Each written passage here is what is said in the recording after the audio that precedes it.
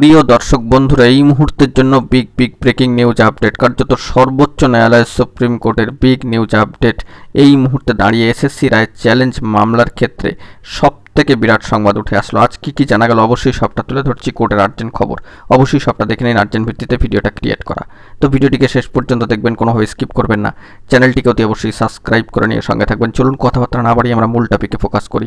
বন্ধুরা, এই মুহূর্তে দাঁড়িয়ে আরও একবার যে বিষয়টি উঠে আসলো, কার্যত এবার কিন্তু বিষয়টি স্পষ্ট যে এসএসসির অর্থাৎ মহামান্য কলকাতা হাইকোর্টের ডিভিশন বেঞ্চের তরফ থেকে এসএসসির মামলার ক্ষেত্রে যে রায় এসেছিল তাকে চ্যালেঞ্জ করে কার্যত সর্বোচ্চ ন্যায়ালয়ের সুপ্রিম কোর্টে মামলা দাখিল, এবং ডিটেলস আপডেট আপনাদেরকে দিয়েছিলাম কেসের স্ট্যাটাস সহ যাবতীয় বিষয়ে, ক্যাভিয়েট সংক্রান্ত বিষয়।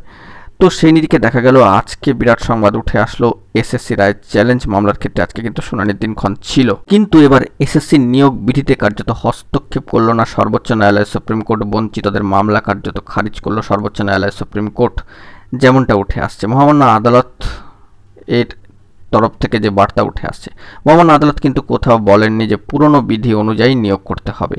নিয়োগ বিধি নিয়ে সিদ্ধান্ত নেওয়ার অধিকার কমিশনের রয়েছে, এমনটাই জানা যাচ্ছে। স্কুল সার্ভিস কমিশন বা এসএসসির নতুন নিয়োগের বিধিকে চ্যালেঞ্জ করে সুপ্রিম কোর্টে যে মামলা দাখিল হয়েছিল তা কার্যত খারিজ করা হলো। শীর্ষ আদালত জানিয়েছে এই মামলার গ্রহণযোগ্যতা নেই, কারণ মহামান্য আদালত কোথাও বলেননি যে পুরনো বিধি অনুযায়ী নিয়োগ করতে হবে।